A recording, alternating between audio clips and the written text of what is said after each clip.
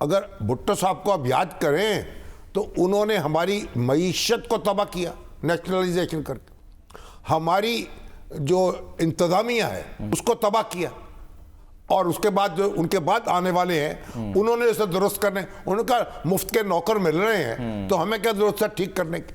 تو ریاست کے نوکر جو تھے وہ جماعتوں کے نوکر ہو گئے، ان کو بنانے کی کوشش کی. سر لیکن یہ تو نہیں ہے نا کہ اگر ایک رہنما ایک سسٹم کو مطلب چلیں آپ کہہ رہے ہیں تباہ کر گیا تو کیا آنے والے جو ہیں وہ اسی کو فالو کریں گے؟ وہ اس سے فائدہ اٹھاتے ہیں. ٹھیک کرنے کی کوشش کیوں نہیں کرتے؟ کوئی نہیں کرتے. بھول جائیں کہ بھٹو صاحب نے کیا کیا. عمران خان صاحب نے کیا نعرے لگائے تھے؟ میں پولیس کو ٹھیک کر دوں گا، بیوروکریسی کو ٹھیک کر دوں گا، ریفارمز لے کر آؤں گا، پولیٹیکل انفلوئنس نکال دوں گا. بدتر کام کیے. اور پھر اس کے بعد ایک اور کام کیا 1973 کے دستور میں. وہ کیا؟ انہوں نے کہا کہ یہ جو آپ ایگریکلچر انکم ہے جو بڑے بڑے جاگیرداروں کی، زمینداروں کی، ایک تو ہوا نا 10-12 ایکڑ تک کا، ان کو آپ رعایت دے دیں، ان پر کوئی ٹیکس نہیں ہونا چاہیے. لیکن بڑے بڑے زمیندار، بڑے بڑے جاگیردار، بڑے بڑے باغات کے مالک، اب ان کو تحفظ دے دیا گیا، ان کو FBR federal board of revenue اس سے نکال دیا کہ ان کے دائرے سے. کہا یہ صوبے جو ہیں وہ زرعی انکم ٹیکس وہ اکٹھا کریں گے، اور صوبوں نے آج تک اکٹھا کر کے نہیں دیا، تو دندناتے پھرتے ہیں. تو آپ دیکھیے نیشنلائزیشن کر کے تباہ کیا ملک کو. اس کے بعد بیوروکریسی جو ہے اس کو اس میں خلل ڈالا، اس میں نقب لگائی. ایک آہنی ڈھانچہ تھا پاکستان کے نظام کے لیے، اور اس کے بعد یہ کیا کہ زرعی جو آمدنی ہے وہ صوبوں کے حوالے کر دی. صوبے اس میں ٹیکس لگائیں گے. کیوں لگائیں گے صوبے؟ وفاق کیوں نہیں لگائے گا؟ جب ہر شخص سے آمدنی والے سے federal board of revenue tax لیتا ہے، اور تو یہ کہ اس کی وجہ کیا تھی سر؟ کیا لینڈ لارڈ گھرانے سے خود تعلق تھا؟ خود ظاہر ہے اس وجہ سے بنانے والے بھی فیوڈلز تھے وہاں بیٹھے ہوئے بھی، اور جو دوسرے تھے مڈل کلاس کے لوگ وہ اندھے تھے. تو پھر روٹی کپڑا اور مکان کا جو نعرہ لکھ کر آئے وہ عوام کے سارا ہوا میں اڑ گیا. تو بات یہ ہے کہ بہرحال اب یہ جو ہے ایگریکلچر انکم ٹیکس یہ صوبائی معاملہ ہے. صحیح. اب صوبے جو ہیں وہ اس کے اوپر ٹیکس لگائیں گے. ان کے پاس یہ کیپیسٹی نہیں ہے، کیسے اکٹھا کریں گے ٹیکس؟ FBR کے پاس تو کیپیسٹی ہے. تو بہرحال پاکستان جو ہے اس کا نظام انہیں خراب کیا ہے، اس خرابی کو سب نے انجوائے کیا ہے. اب یہ جو انڈیا ہے اس میں ان کی بیوروکریسی بھی اسی پیٹرن پہ کام کر رہی ہے.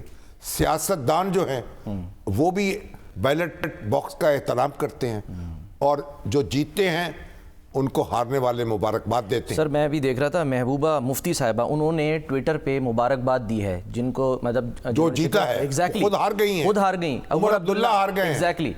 انجینئر رشید نے ان کو ہرایا، ان کو مبارکباد دی. جیل میں تھے. جی ہاں، جیل میں ان کے بچوں نے جو ہے نا وہ الیکشن کیمپین کی ہے. اس لیے سب الیکشن کی تو بنیاد یہ ہے لوگوں کی رائے ہے نا، لوگوں کا ووٹ ہے نا. تو یہ جو ہے یہ انڈیا جو ہے تو اس کی اچھی بات کی تعریف کرنی چاہیے. لیکن جو انتہا پسندی آپ فروغ پائی، خود انڈیا سیکولرزم اور جمہوریت کی اس پہ کھڑا ہے بنیاد پر، جو گاندھی جی نے جس انڈیا کا تصور دیا، اور پنڈت جواہر لال نہرو نے جس انڈیا کو آگے بڑھایا، وہ تو وہ ہے. انڈیا میں آپ دیکھیں نا مسلمان 20 کروڑ سے زیادہ مسلمان تو وہاں رہ رہے ہیں. پھر بدھ ہیں، کرسچنز ہیں، سکھ ہیں، اور پھر کتنے علاقے ہیں، کتنی زبانیں بولی جاتی ہیں. اگر آپ اس طریقے سے آپ ایک رائے مسلط کریں گے، ہندو مت جو ہے دوسروں پہ مسلط کرنے کی کوشش کریں گے، وہاں تو پھر فساد تو ہوگا. اور ایک سوسائٹی نے ایک ریئیکٹ کیا ہے، اور میرا خیال جو لہر آئی تھی ہندوتوا کی وہ واپس ہو رہی ہے. اگلے انتخابات میں ہم توقع کر سکیں گے کہ وہ بالکل ایک پیچھے چلی جائے. ٹھیک ہے. اچھا سر ایک سوال بڑا امپورٹنٹ ہے، وہ سب جاننا بھی چاہ رہے ہیں کہ مودی صاحب بن گئے تیسری دفعہ، اگر وہ ظاہر پرائم منسٹر بھی بن جاتے ہیں 8 کو کہہ رہے ہیں حلف اٹھا لیتے ہیں، پاکستان کے ساتھ تعلقات میں کیا اب کوئی آپ کو لگتا ہے بہتری آ سکتی ہے، آئے گی یا نہیں بالکل جیسا چل رہا ہے؟ یہ تو ایک الگ موضوع ہے. پاکستان میں مودی صاحب جو ہیں وہ انتہا پسند ہیں، لیکن آپ اس کی تو دیکھیں نا، نریندر مودی چل کے پاکستان آئے تھے نا. بالکل. اور نواز شریف صاحب سے ملاقات کی ایگزیکٹلی جاتی عمرہ میں ان کے گھر گئے تھے, ٹھیک ہے.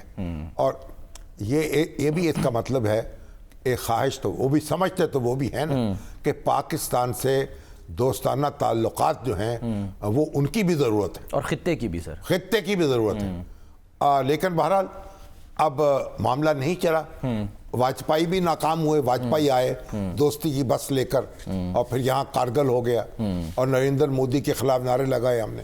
نریندر کا جو مودی کا جو یار ہے غدار ہے. تو بہرحال یہ ہمیں بھی تو اپنے روش پہ غور کرنا ہوگا نا, اور ہمیں دیکھنا ہوگا ہندوستان سے جو مفاہمت ہے وہ ہماری بھی ضرورت ہے. جو دفاعی تیاری ہوتی ہے, جنگی تیاری ہوتی ہے, وہ امن قائم کرنے کے لیے ہوتی ہے, جنگ شروع کرنے کے لیے نہیں ہوتی. تو ہماری فوج جو ہے دنیا کی بہترین فوجوں میں اس کا شمار ہوتا ہے. پاکستان کے لیے اللہ کا بڑا انعام ہے ہماری فوج. سر فوج سے ایک بڑا معجزہ ہے جو ہم نے فوج اتنی بڑی, یعنی اتنی کھڑی کر کے دکھا دی. تو یہ اللہ کا, تو وہ فوج جو ہے وہ جنگ کے لیے نہیں ہے, وہ امن کے لیے ہے.